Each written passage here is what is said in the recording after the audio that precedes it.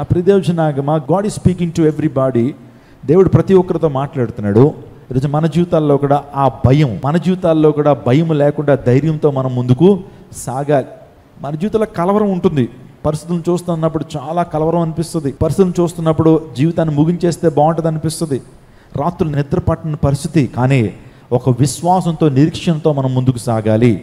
యెహోషువ నుంచి మనం నేర్చుకోవాల్సింది కేవలం విధేయత మాత్రమే కాదు, అతను దేవుని పట్ల ఒక నిరీక్షణతో జీవిస్తున్నాడు. జీవితం అంతా కూడా మనము ఆఖరి గడియల వరకు, మన మరణ దినం ఎప్పుడో మనకు తెలియదు, కానీ అంతము వరకు, అంటే అంటిల్ అవర్ లాస్ట్ బ్రెత్ మన నిరీక్షణ కోల్పోకూడదు. మనలో నిరీక్షణ కోల్పోకూడదు. మన ప్రభు నిరీక్షణకు ఆధారమైనటువంటి వాడు. స్తోత్రం చెప్పండి, హల్లెలూయా. దేవుడు నాకు రక్షణను వెలుగును అన్నప్పుడు ఎవరికి భయపడుతున్నాను అన్నాడు. మన జీవితాల్లో నిరీక్షణ కోల్పోకూడదు. నిరీక్షణతోనే మాట్లాడాలి. ఎప్పుడు కూడా క్రైస్తవుడు ఎప్పుడు కూడా నీరసంగా మాట్లాడకూడదు. క్రైస్తవుడు ఎప్పుడు నిరీక్షణ లేకుండా మాట్లాడకూడదు. క్రైస్తవుడు ఎప్పుడు కూడా భయంతో మాట్లాడడానికి వీల్లేదు. క్రైస్తవుడు ఎప్పుడు కూడా యేసయ్యను కలిగిన నీవు ఎప్పుడు నిరీక్షణతోనే మాట్లాడాలి, ధైర్యంతోనే మాట్లాడాలి, ఒక హోప్తోనే మాట్లాడాలని దేవుడు మాట్లాడుతూ ఉన్నాడు. ఆలోచన చేయండి. నిజంగా ఆ యెహోషువ తన యొక్క నాయకుడైనటువంటి మోషేకి ఎంతో విధేయత చూపించాడు. ఈరోజు మనం కూడా మన ప్రభువైన యేసుక్రీస్తు ప్రభువారు మన నాయకుడు కాబట్టి ఆయనకు కూడా మనం ఏం చూపించాలి? విధేయత చూపించాలి. విధేయత చూపిస్తే ఏమైనా నష్టపోతామా? ఒక చెడిపోయిన వ్యక్తి మాటలు వింటే మనం చెడిపోతాం కదండి. ఆ వ్యక్తి మాటకు విధేయత చూపించడం ద్వారా మనం చెడిపోతాం. సాతాను యొక్క ప్రేరేపణకు విధేయత చూపించడం ద్వారా మన జీవితాలు పాడైపోతాయి. ఒక దుష్ట స్వభావం కలిగినటువంటి వ్యక్తి యొక్క మాటలు అనుసరించడం ద్వారా, దుష్ట సంబంధమైనటువంటి తలంపులు కలిగినటువంటి వ్యక్తికి విధేయత చూపించడం ద్వారా నువ్వు చెడిపోతావు ఖచ్చితంగా.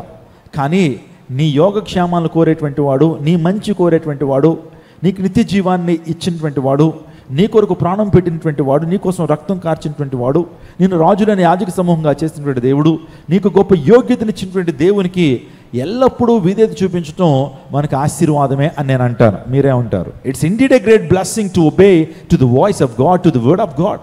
దేవుని వాక్యానికండి నేను ఒక సంచలనాత్మకమైనటువంటి స్టేట్మెంట్ ఇస్తున్నాను. ప్రపంచవ్యాప్తంగా ఎన్ని తరాలైనా, ఎన్ని యుగాలైనా సరే, ఎవరైనా దేవుని వాక్యానికి లోబడి జీవిస్తారో వారి తరాలు, వారి జీవితాలు ఆశించబడతాయండి.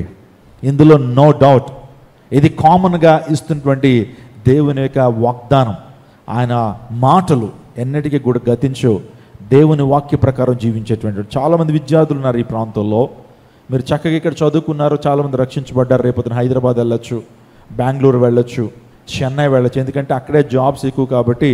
మీరందరూ కూడా ఇక్కడ చదువుకున్నటువంటి స్టూడెంట్లు రేపొద్దున జాబ్స్కి ఎక్కడికి వెళ్తారు? ఖచ్చితంగా హైదరాబాద్, చెన్నై, ఇంకా చెప్పండి ఢిల్లీ, ఈ ప్రాంతాల్లోనే ఎక్కువ సాఫ్ట్వేర్ జాబ్లు ఉన్నాయి. కాబట్టి ఇక్కడ మనం ప్రిపేర్ చేస్తాం, అనేక మంది రక్షణలోకి నడిపిస్తాం. రేపొద్దున మీరు అటువైపు వెళ్తారు ఖచ్చితంగా. మీరు ఎక్కడికి వెళ్ళినా గుర్తుపెట్టుకోండి, రేపొద్దున అమెరికా వెళ్ళొచ్చు, లేకపోతే గ్రేట్ బ్రిటన్ వెళ్ళొచ్చు, ఆస్ట్రేలియా వెళ్ళొచ్చు, లేకపోతే యూరోపియన్ నేషన్స్కి వెళ్ళొచ్చు. మీ జీవితంలో గుర్తుపెట్టుకోండి, మీరు అంతం వరకు దేవుని వాక్య ప్రకారం జీవించడానికి తీర్మానం తీసుకోండి. దేవుని వాక్యమే నా జీవితంలో నిర్ణయాన్ని తీసుకునేటువంటిదిగా ఉండాలని ఒక మంచి అభిప్రాయం మీరు కలిగి ఉండండి. ఎక్కడున్నా, ఏ ప్రాంతంలో ఉన్నా సరే నేను దేవుని వాక్యాన్ని నెరవేర్చాలి అనేటువంటి ఉద్దేశంతో మీరు బ్రతికితే కనుక విజయం మీదే. చిన్న చిన్న ఓటములు మీకు వచ్చినా సరే అంతిమంగా విజయాన్ని మీరు సాధిస్తారు. దేవుని వాక్య ప్రకారం జీవించేటువంటి వాడు ఏనాడు ఓడిపోడు. వాడి పునాది ఎలా ఉంటుంది? బండ మీద వేసినటువంటి ఇల్లు వలె అతని పునాది ఉంటుంది. అందుని బట్టి వారు దేవుని వాక్యం అనే పునాది మీద వారి జీవితాలను కట్టుకున్నటువంటి వారు ఎన్ని ఇబ్బందులు వస్తున్నా, ఎన్ని పరిస్థితులు ప్రతికూలంగా వస్తున్నా, నిజంగా ఊహించినటువంటి కార్యాలు మన జీవితంలో జరుగుతున్నా సరే, దేవుని వాక్యం మీద తమ జీవితాలను కట్టుకున్నటువంటి వాడు ఏం చేయడు తెలుసా? So he will not be stumble. So ఆ వ్యక్తి స్టంబుల్ అవ్వడు. అంటే ఒక రకంగా చెప్పాలంటే కదల్చబడ్డ అనమాట, స్థిరంగా ఉంటాడు. హల్లెలూయా. ఈరోజు చాలామంది దేవుని వాక్యం మీద వారి జీవితాలను కట్టట్లా, దేవుని వాక్యం మీద వారి జీవితాన్ని నిలబెట్టట్లేదు. అందుని బట్టే వారు పడిపోతున్నారు, ఊరికినే పడిపోతున్నారు. ఈరోజున అపోస్తుల బోధమే నేను చెప్తున్నాను. రేపొద్దున ఈ సంఘాన్ని విడిచినా వేరే ప్రాంతానికి వెళ్ళినా సరే, ఎక్కడైతే ఇటువంటి బోధ, అపోస్తుల బోధ మీకు వినపడుతుందో, ఏ సంఘం అయితే దేవుని వాక్యానికి అధిక ప్రాధాన్యతను ఇస్తున్నారో, ఏ సేవకుడైతే దేవుని వాక్యాన్ని ఉన్నదున్నట్లు చెప్తున్నాడో, ఏ సేవకుడైతే ఏదో ఆ ప్రజల నుంచి ఏదో మెప్పు కోసం చెప్పేటువంటి సేవలు కాకుండా దేవుణ్ణి మెప్పించేటువంటి అనుభవంతో చెప్తున్నటువంటి సేవకుడి దగ్గరికి మీరు వెళ్ళి వాక్యాన్ని నేర్చుకుని ఆయన క్రింద ఒక నాయకత్వ బాధ్యతలను ఉంటే, ఆయన దగ్గర ఒక శిష్యుడిగా ఉండగలిగితే నీ జీవితాలు ఆశీర్వాదకరంగా ఉంటాయి, దీవెనకరంగా ఉంటాయి. యెహోషువ చేసింది అదే. ఆ టైంలో చాలామంది లీడర్స్ రైజ్ అయిపోయారు. మోషేకి విరుద్ధంగా చాలామంది బయలుదేరారు. మోషేకి వ్యతిరేకంగా మాట్లాడుతున్నటువంటి వారు ఆ రోజుల్లో కూడా చాలామంది ఉన్నారు. వారిలో కోరహు, అభిరాము, ఆ తర్వాత దాతాను, ఇలాంటి వారు కూడా మోషే మీద తిరుగుబాటు చేశారు. మోషేకి ఈక్వల్గా లీడర్షిప్ క్వాలిటీస్ ఉన్నటువంటి వారు కూడా ఆ ప్రాంతంలో బయలుదేరారు. అయినప్పటికీ యెహోషువ ఎవరితో ఉన్నాడు చెప్పండి? ఎవరితో ఉన్నాడు? మోషే మాటకు విధేయత చూపించాడు కాబట్టి మోషే తర్వాత యెహోషువ నిలబడ్డాడు, మనకు కనబడుతున్నాడు. మిగతా వారెవరు మళ్ళా కనిపించలేదు. ఆలోచన చేయండి నా ప్రియదేవునాగమా. ఇక్కడ విధేయత ద్వారా మనము నీతిమంతులుగా తీర్చబడతామని దేవుని లేఖనం సెలవిస్తుంది. విధేయత ద్వారా ఏంటి? నీతిమంతులుగా. రోమాపత్రిక 5:19 ఏలైనా ఒక మనిషిని అవిధేయత వలన అనేకులు పాపులుగా ఎలాగూ చేయబడ్డరో అలాగే ఒకని విధేయత వలన అనేకులు నీతిమంతులుగా. చూడండి, what did you understand from this context? మీకు ఏమర్థమైంది?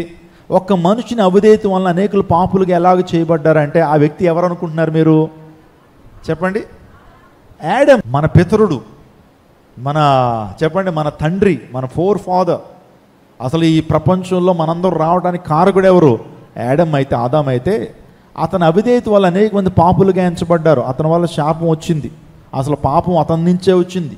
ఆజ్ఞాతిక్రమం అనే పాపం చేశారు. కానీ ఒక నీతిమంతుని ద్వారా, ఒకని విధేయత వలన అనేకులు నీతిమంతులుగా చేయబడుదురు. చూడండి, యేసుక్రీస్తు ప్రభువు తన తండ్రి మాటకి ఎంత విధేయత చూపించాడు. అప్పటికి కూడా ఈ గిన్నె నా నుంచి తొలగించు అంటే లేదు, you have to drink it, దాన్ని త్రాగాల్సిందే, ఆ ఉగ్రత పాత్రలో ఉంటుంది, నువ్వు తాగాల్సిందే అని చెప్పిన విధేయత చూపించాడా లేదు యేసుక్రీస్తు ప్రభువారు? ఆయన ఈ లోకంలో ఉన్నప్పుడు తన తండ్రి మాటకి ఏ నాడు కూడా జవదాటలేదు. అంటే యేసుక్రీస్తు ప్రభు యొక్క విధేయత ద్వారా సర్వలోకానికి ఏమొచ్చింది? రక్షణ వచ్చింది. మనందరూ నీతిమంతులుగా ఏం చేయబడ్డాం? తీర్చబడ్డాం. అంటే విధేయత ద్వారా ఏముంది? మనం నీతిమంతులుగా తీర్చబడతాం. దేవుని మాటకు విధేయత చూపించడం ద్వారా నీతిమంతులుగా తీర్చబడతాం. రెండోదిగా విధేయత ద్వారా పరిపూర్ణమైన ఆనందాన్ని మనం పొందుకుంటాం. రోమాపత్రిక 16:19 నీ విధేయత అందరికీ ప్రచురమైనది గనుక మిమ్మును గూర్చి సంతోషించుచున్నాను. మీరు మేలు విషయమై జ్ఞానులను కీడు విషయమై నిష్కపటులై ఉండవాలని మీ విధేయత అందరికీ ప్రచురమైనది గనుక మిమ్మును గూర్చి సంతోషించుచున్నాను. దట్ మీన్స్ మన జీవితాల్లో మన దేవుని యొక్క వాక్యం పట్ల మనం చూపించే విధేయత మనకు పరిపూర్ణమైన ఆనందాన్ని ఇస్తుంది, పరిపూర్ణమైనటువంటి శాంతిని ఇస్తుంది, పరిపూర్ణమైన సమాధానం ఇస్తుంది. దేవుని మాటకు విధేయత చూపించి ఆయన దగ్గరికి రావడం ద్వారా, ఇన్స్ట్రక్షన్స్ని మనం పాటించడం ద్వారా పరిపూర్ణమైన ఆనందాన్ని మనం పొందుకుంటాం. మాథ్యూ 11:28 మనందరికీ తెలుసు. ప్రయాసపడి భారం మోసుకున్న సమస్త జనులారా నా ఎద్దుకు రండి, మీకు విశ్రాంతిని ఇస్తానన్నాడు. అంటే దేవుని యొక్క మాటకు విధేయత చూపిస్తే మనందరం కూడా విధేయతను అనుభవించడం ద్వారా, విధేయతను కలిగి ఉండటం ద్వారా శాంతిని పొందుకుంటామా లేదా? ఈరోజు నా మటుకు నా జీవితంలో ప్రభు దగ్గరికి వచ్చాను, నాకు శాంతిని ఇస్తానన్న ప్రభు దగ్గరికి వచ్చినప్పుడు పరిపూర్ణమైన ఆనందాన్ని ప్రభు నాకు ఇస్తూ ఉన్నాడు. రేపొద్దు నేను చెప్తున్నాను, ఈ లోకంలో పరిపూర్ణమైన ఆనందం నాకు లేదు సార్, నాకు ఆర్థికపరమైన ఇబ్బందులు ఉన్నాయి, శరీరంలో రుగ్మతలు ఉన్నాయి, ఏం ఆనందించమంటారంటారా? కానీ ఒక మాట నేను చెప్పినండి, కొన్ని రోజులు గడవనివ్వండి. మీ జీవితంలో మీరు నిత్యత్వంలోకి వెళ్ళినప్పుడు నిజంగా ఈ లోకంలో కష్టాలు శ్రమలు అనేవి మనకు కలుగుతాయినా మీరు అధైర్యపడొద్దని చెప్తున్నాడు. కానీ కొన్ని దినాలు, కొన్ని సంవత్సరాలు దొరికిపోయిన తర్వాత మనం ఈ లోకాన్ని విడిచిపెడతాం, నిత్యత్వానికి వెళ్తాం. నిత్యత్వంలో మాత్రం పరిపూర్ణమైన ఆనందాన్ని ప్రభు ఖచ్చితంగా ఇస్తాడు. హల్లెలూయా, హల్లెలూయా. మీరు గమనించండి, మనం ఎప్పుడు కూడా మన ఆశ, మన యొక్క గమ్యము దేవుని రాజ్యంగా పెట్టుకోవాలి. ఏదైతే వాగ్దానాలు ఈ లోకంలో నువ్వు స్వతంత్రించుకోలేకపోతున్నావు, గుర్తుపెట్టుకో, నీ వాగ్దానాలని నువ్వు నిత్యత్వంలో నువ్వు సంపాదించుకోబోతున్నావు. నీ వాగ్దానాలు నిత్యత్వంలో దేవుడు ఏం చేయబోతున్నాడు? ఫుల్ఫిల్ చేయబోతున్నాడు. నేను ఒకటి నమ్ముతాను, పరలోక రాజ్యంలో ఆకలి ఉంటుందా? పరలోక రాజ్యంలో దుఃఖం ఉంటుందా? పరలోక రాజ్యంలో కన్నీరు ఉంటుందా? పరలోక రాజ్యంలో వేదన ఉంటుందా? పరలోక రాజ్యంలో ఏమండి ఒకరినొకరు నిందించుకోవటాలు ఉంటాయా? పరలోక రాజ్యంలో దెబ్బలాడుకోవటాలు ఉంటాయా? పరలోక రాజ్యంలో ఏమండి నిజంగా గొప్ప ఆనందము. దేవుని రాజ్యము పానము ఆహారం కాదు, కానీ పరిశుద్ధాత్మనందలి ఆనందము. దేవుని మాటకు విధేయత చూపించిన వారికే దేవుడు ఆ రాజ్యాన్ని ఇస్తాడు. దేవుని మాటకు విధేయత చూపించినటువంటి వారికే ఆ స్థలాన్ని ఇస్తాడు. దేవుని మాటకు విధేయత చూపించిన వారికే ఆ గొప్ప విందులో పాల్గొనేటువంటి ఆధిక్యతను ప్రభు ఇస్తాడు. ఆమెన్ చెప్పండి. కాబట్టి విధేయత ఎంత ప్రాముఖ్యం అండి. ఒక తండ్రి తన ఇద్దరు పిల్లలతో చెప్తున్నాడు, ఈరోజు ఆదివారం మనం దేవుని మందిరానికి వెళ్ళాలి, నడండ్రా, బైబిల్ పట్టుకుని నడండ్రా అంటే, ఊరుకోనన్న ఆదివారం సెలవు దినం బైబిల్ పట్టుకుని మందిరానికి వెళ్తే ఏమొస్తుంది? ఆల్రెడీ మేము సముద్ర స్నానానికి వెళ్ళటానికి మేమందరం ప్రిపేర్ చేసుకున్నాం, మీరు వెళ్తే వెళ్ళండి, అమ్మ నువ్వు వెళ్ళని తప్పించి మేమైతే సముద్ర స్నానానికి వెళ్తామని అన్నారు. వెంటనే తండ్రి చెప్తున్నాడు, రే దేవుడు మమ్మల్ని ఏర్పాటు చేసుకున్నాడు రా, తన రక్తం చేత కడిగాడు రా, ఆదివారం దేవుని మందిరాన్ని నిర్లక్ష్యం చేయడానికి వీల్లేదురా, ఆదివారం దేవుని దినము దేవునికి ఇచ్చేసేయాలి, రా దేవుని మందిరానికి వచ్చి దేవుని ఆరాధిద్దాం అని అంటే, లేదండి వాళ్ళిద్దరూ కూడా ఆ సముద్ర స్నానానికి వెళ్ళారు. అన్ఫార్చునేట్లీ చెప్తున్నాను, ఆ సముద్ర స్నానానికి వెళ్ళినటువంటి వారు ఒక పెద్ద అల వచ్చింది, ఒక పెద్ద టైడ్ వచ్చింది. ఆ టైడ్ ఈ అన్నదమ్ములు ఇద్దరిని లోపలికి తీసుకెళ్ళిపోయింది. వాళ్ళు అలా లోపలికి వెళ్ళిపోతున్నారు, అరుస్తున్నారు, రక్షించండి రక్షించండి అరుస్తున్నారు. కానీ మిగతా స్నేహితులు కనీసం పట్టించుకోలేదండి. సో వారు లోపలికి వెళ్ళిపోయారు. ఆ టైడ్, ఆ గొప్ప అల ఎప్పుడైతే వచ్చిందో లోపలికి వెళ్ళిపోయారు, నీళ్ళన్నీ కూడా త్రాగేశారు, లోపల మృత్యువాత పడ్డారు. ఒక అరగంటకి మరలా ఇంకో పెద్ద టైడ్ వచ్చి ఇద్దరిని కూడా ఒడ్డుకు తీసుకొచ్చేసింది. ఇద్దరు డెడ్ బాడీస్ అయిపోయి ఉన్నారు. నిజంగా గవర్నమెంట్ హాస్పిటల్ తీసుకెళ్లారు, పోస్ట్ మార్టం చేశారు, చాపలో చుట్టూ ఇంటికి పంపించారు. ఆ తల్లి తండ్రి ఏమి ఏడ్చారో తెలుసా? వీరు మా మాట వినుంటే బ్రతికేటువంటి వారండి, మా మాట విని దేవునికి మందిరానికి వచ్చుంటే బ్రతికేటువంటి వారు, కానీ మాట వినక చెడిపోయారు. నా ప్రియదేవుజు నాకు చాలామంది ఏమొస్తుంది, ఈ రోజున మాట వినరండి, దేవుని మాట వినరు, మాకు తెలుసులే అని దేవుని సేవకుడు చెప్తున్న మాట వినరు, దేవుని యొక్క వాక్యం చెప్తున్న మాట వినరు, జీవితాన్ని అలాగే నడిపిస్తూ ఉంటారు, మార్చుకోరు వారి పందాన్ని, వారు వేగాన్ని తగ్గించరు, వారి పాపాన్ని విడిచిపెట్టరు, అలాగే జీవించి ఒకరోజు ఏడుస్తారు, నెత్తి నోరు కొట్టుకుని ఏడుస్తారు. అలనాడు దైవ సేవకుడు చెప్పారు. దైవ సేవకులు ఎందుకు చెప్తారు? నీ క్షేమం కొరకే చెప్తారు. దేవుని సేవకుడు కఠినంగా మాట్లాడుతున్నాడంటే ప్రేమ ద్వారానే. ఆలోచన చేయండి, ప్రేమించేటువంటి వాడు గద్దిస్తాడు, ఆమెను చెప్పండి. ఏమంటే పగవాడు లెక్కలేని ముద్దులాడతాడట. ఏం చేస్తాడు? పగవాడు లెక్కలేని ముద్దులాడతాడు. కానీ ఏమండి నీ యోగక్షేమం కోరేటువంటి వాడు ఒక దెబ్బ వేస్తాడు, నువ్వు మారాలని. దేవుడు కూడా ఉద్దేశం అదే. ఇశ్రాయేల్ని ఎందుకు దేవుడు శిక్షిస్తూ వచ్చాడు? అనేక సందర్భాల్లో ఇశ్రాయేల్ని ఎందుకు పరుల రాజ్యాలకు అప్పగించాడు, శత్రువు చేతికి అప్పగించాడు తెలుసా? బుద్ధి రావాలని. యెహెజ్కేలుకి దేవాదుడు అనేకమంది దర్శనాలు ఇచ్చాడు.